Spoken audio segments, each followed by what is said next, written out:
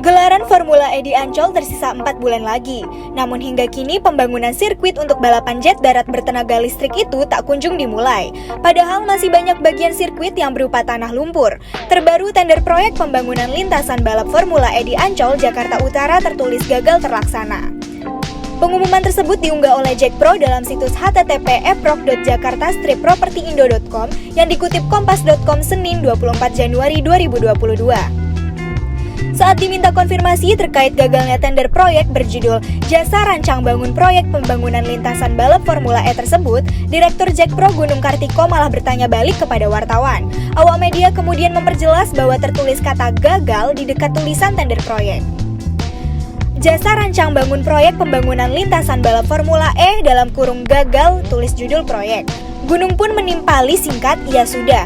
Menanggapi gagalnya tender tersebut, Direktur Utama Jack Pro Widi Amanasto membantah. Ia mengatakan tender yang dilakukan untuk pembangunan sirkuit Formula E bukan gagal. Dia mengatakan tender tersebut diulang. Namun Widi tidak menjelaskan alasan tender ulang harus dilaksanakan. Dia meminta awak media menanyakan penjelasan detailnya kepada Managing Director Formula E Gunung Kartiko.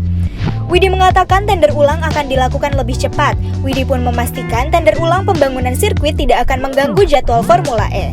Dia mengatakan persiapan dan pelaksanaan ajang internasional balap mobil elektrik tersebut masih sesuai dengan jadwal yang telah ditetapkan. Namun kendala pelaksanaan Formula E tak hanya pada gagalnya tender pembangunan sirkuit. Rupanya dalam rapat bersama Komisi B DPRD DKI Jakarta, Gunung juga mengungkapkan kendala lainnya ihwal pelaksanaan Formula E. Hingga kini, kata Gunung, belum ada satupun sponsor yang resmi bergabung dalam pendanaan Formula E. Gunung mengaku ada sponsor yang tertarik tetapi baru sekedar menyampaikan pernyataan lisan yang tidak bisa dipublikasikan. Belum ada sponsor barang tentu menjadi masalah dalam penyelenggaraan Formula E. Pasalnya, pembiayaan pembuatan lintasan sirkuit saja sudah membutuhkan anggaran 50 miliar rupiah. Untuk melanjutkan pembangunan lintasan itu, Gunung mengatakan akan mengambil dana talangan dari dana korporasi milik PT Jack Pro. Dia mengaku Jack Pro memiliki anggaran tunai untuk melanjutkan program pembangunan yang saat ini sedang dilakukan lelang untuk pengerjaannya.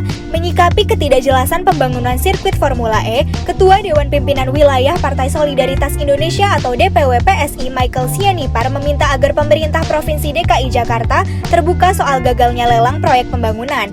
Michael mengatakan bila Pemprov DKI Jakarta tidak mampu menggelar ajang balap mobil listrik tersebut, pihak Pemprov sebaiknya segera angkat tangan.